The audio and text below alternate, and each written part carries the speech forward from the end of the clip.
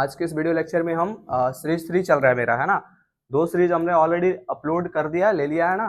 YouTube पे मिल जाएगा तुम्हें, expertmind.0 पे सर्च करोगे तो डेरिवेशंस का पोर्शन चल रहा है हमारा। क्या चल रहा है? Gauss law, applications of Gauss law, है ना।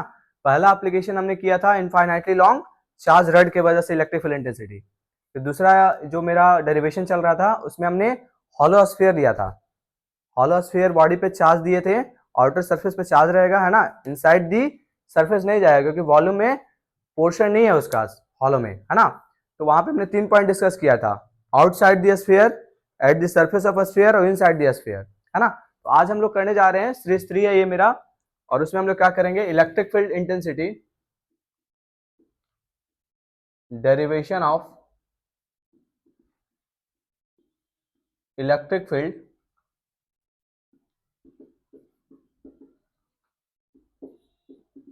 इंटेंसिटी ड्यू टू कंडक्टिंग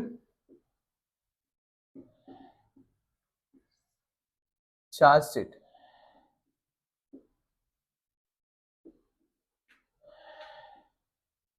देखो अब समझना बहुत स्ट्रेट फॉरवर्डली, इसको समझना क्या पॉइंट है इसका। मतलब we have taken a conducting charge sheet. Conducting का मतलब क्या होता है, नॉन कंडक्टिंग का क्या मतलब होता है, समझो। एग्जांपल हम एक बताते हैं। Suppose we have a sheet like this, है ना। इनफाइनाइटली लॉन्ग सीट है, मतलब सीट को बहुत लंबा माना जाता है ना। तो देखो अगर हम इसको कंडक्टिंग बोल रहे हैं, सपोज करना it is conducting in nature. Conducting का मतलब हुआ कि जैसे इस पे उठा के कुछ चार्ज दोगे तो चार्ज एक सरफेस पे रेसाइड हो जाता है ना। और नॉन कंडक्टिंग में क्या होता है, चार्ज दोनों सरफेस पे रहते हैं, समझे। कंडक्टिंग मीन्स जो जिस प्लेस पे चार्ज दे रहे हो, मान लो इस प्लेस पे चार्ज दे रहे हो तो चार्ज इसी प्लेस पे रह जाएंगे। और नॉन कंडक्टिंग में क्या होगा कि चार्ज दोनों तरफ स्प्रेड हो जाते हैं। This is difference between conducting and non conducting. यही दो फंडामेंटल यूज करके इसका डेरिवेशन करेंगे, है ना। तो हमने यहाँ पे कंसिडर किया कंडक्टिंग चार्ज शीट, है ना। अब इसमें क्या होगा कि चार्ज एक ही फेस पे रहेंगे, दूसरे फेस पे चार्ज नहीं जाएगा। जिस फेस पे दोगे उसी फेस पे चार्ज रह जाएगा तुम्हारा। यही इस्तेमाल करना। देखो सबसे पहले हम डायग्राम बनाएंगे, इसके बाद एप्लीकेशन करेंगे। डायग्राम में क्या है, मेरा कंडक्टिंग शीट है, तो पहले डायग्राम बना लो शीट का। देखो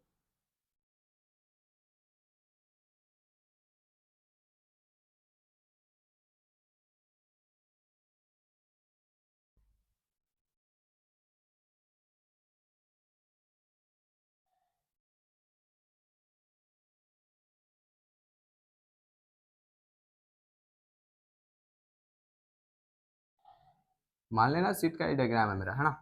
अब हमने क्या किया कि चार्ज दिया Q,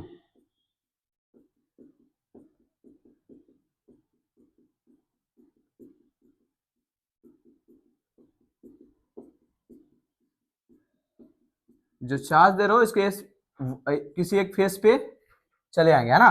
दूसरे फेस पे चार्ज नहीं जाएगा बाबू। ये जो पीछे वाले फेस है सीट का, उस पे चार्ज मेरा नहीं जाएगा, है ना। मतलब ब्लैंक ब्लैंक फेस रहेंगे, उस पे चार्ज प्रेजेंट नहीं रहेगा बिल्कुल भी। चलो, मतलब इसके बैक वाले फेस पे चार्ज नहीं रहेगा कंडक्टिंग सेट में, है ना। अब हम क्या करेंगे कि यहां से फिर से बात करेंगे गॉसियन सरफेस के बारे में। तो हम एक क्या करते हैं कि सिलेंड्रिकल गॉसियन सरफेस टेक करते हैं बाबू। देखो we take a cylindrical Gaussian surface. एक सिलेंड्रिकल गॉसियन सरफेस ले लो, है ना। इस तरह से हम लोग लेते हैं, इस तरह से यहाँ पे भी होता है सिलेंड्रिकल गॉसियन सरफेस, ठीक। अब क्या होता है सिलेंड्रिकल गॉसियन सरफेस वर्चुअल होता है ना वो गॉसियन सरफेस, तो इसको वर्चुअली दिखा दो। वर्चुअल सरफेस लेते हैं। क्यों लेते हैं गॉसियन सरफेस? क्योंकि चार्ज को हमें इनक्लोज करना है। तो जब शीट के चार्ज को कंप्लीटली इनक्लोज करना है तो गॉसियन सरफेस से हम लोग उसको सिलेंड्रिकल गॉसियन सरफेस से उसको इनक्लोज कर देते हैं, ठीक है। अब देखो ध्यान से, फील्ड लाइंस जो होंगे ऐसे निकलेंगे यहाँ पे, और इसका डीएस भी इधर होगा। इधर देखोगे ध्यान से तो डीएस तो इधर होगा, इस फील्ड का, इस सीट का डीएस इधर होगा, लेकिन इलेक्ट्रिक फील्ड इंटेंसिटी यहाँ पे 0 होंगे। Why sir? Because second phase पे चार्ज ही नहीं है।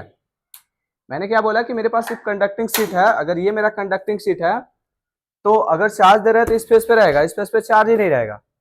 तो चार्ज रहेगा तब तो फील्ड होगा, इस फेस पे चार्ज ही नहीं है तो फील्ड क्या होगा, यहाँ पे 0 होते हैं, है ना। तो नाउ हम यहाँ पे गॉस लॉ अप्लाई करते हैं। कूलॉम्स लॉ को लेके चलते हैं, फिर उसको गॉस लॉ में कंक्लूड करते हैं। As per the Coulomb's law, as per the Coulomb's law, Coulomb's law क्या बोलता है, देखो ये बोलता है टोटल फ्लक्स जो होता है मेरा ई डॉट ds के बराबर होता है, ई डॉट ds। अब कितने फेस है यहाँ पे, फेस मेरे पास दो है ना, एक ये फेसेस है और एक ये फेसेस है, इसको नाम दे दो S1 और इसको नाम दे दो S2।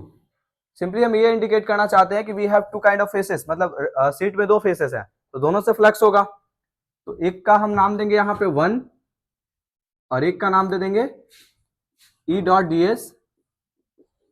फेस क्या है इसका 2 है ना, वेक्टर होता है। अब देखो अब होगा क्या कि यहाँ पे देखोगे तो थीटा का वैल्यू भी 0 है, यहाँ पे भी थीटा 0 ही है तुम्हारा, सॉरी यहाँ पे तो थीटा ही नहीं, थीटा ही बात नहीं करेंगे क्योंकि इलेक्ट्रिक फील्ड ही एब्सेंट है।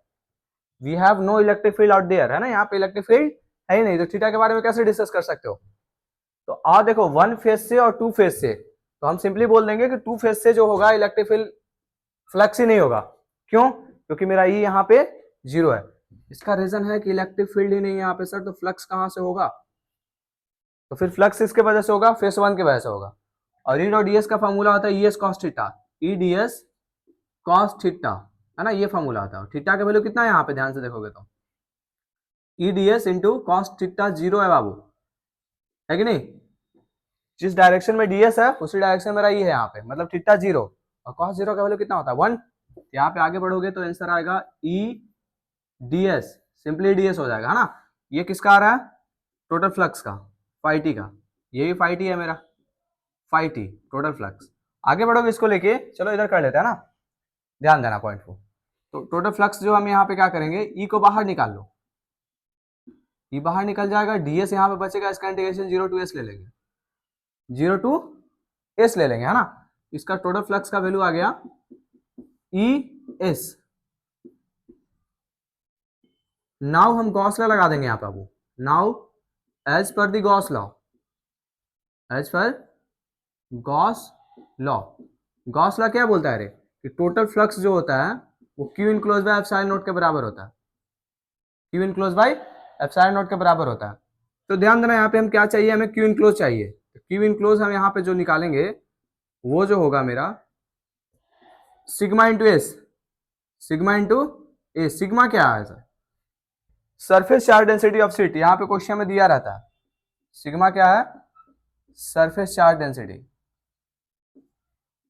सरफेस चार्ज डेंसिटी, ये क्वेश्चन में तुम्हारा मेंशन रहता है सिग्मा। तो क्यू इनक्लोज यहां से निकालेंगे सिग्मा इंटू एस, इसके जगह पुट कर दो, तो टोटल फ्लक्स का वैल्यू आ गया मेरा sigma S by epsilon not.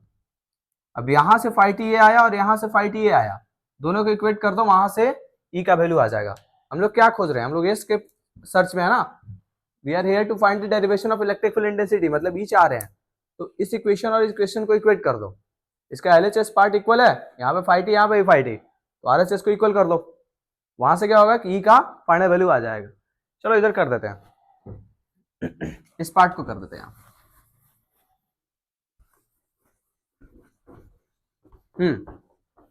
तो यहां से ध्यान दोगे तो दोनों इक्वल है, तो यहां से सिंपली ये लिख दो ई एस बराबर sigma S by epsilon nought, S से एस खत्म हो जाएगा बाबू, ई का वैल्यू आ जाएगा सिग्मा बाई एप्सिलॉन नॉट, और this is the final derivation for electric field intensity due to conducting sheet. अब सिग्मा यहाँ पे surface charge density, epsilon nought होता है permittivity of free space, E जो हुआ इलेक्ट्रिक फील्ड इंटेंसिटी होगा। Exactly अगर नॉन कंडक्टिंग का बात किया जाए तो सेम स्टेप लेते हैं सब कुछ। देखो अब जैसे हमने कंडक्टिंग का किया सब कुछ सेम लेंगे, यहाँ पे क्या हो जाएगा 2es हो जाएगा। क्यों 2es हो जाएगा सर, क्योंकि इधर भी तो एक फील्ड होंगे और इधर भी तो एंगल 0 है दोनों में। अगर यहाँ फील्ड नहीं था इसलिए फ्लक्स इस पेज से 0 हुआ था, अगर इस साइड में भी चार्ज होगा तो फील्ड होगा, फील्ड होने की वजह से फ्लक्स होगा, ये फ्लक्स प्लस ये फ्लक्स, तो 2es हो जाएगा। और 2es इज इक्वल टू, यहाँ से क्यू इनक्लोज वाला पोर्शन को लेकर चलेंगे, यहाँ पे 2es लिखेंगे तो सिग्मा यहाँ सिग्मा बाय 2 एप्सिलॉन नॉट हो जाता है नॉन कंडक्टिंग का।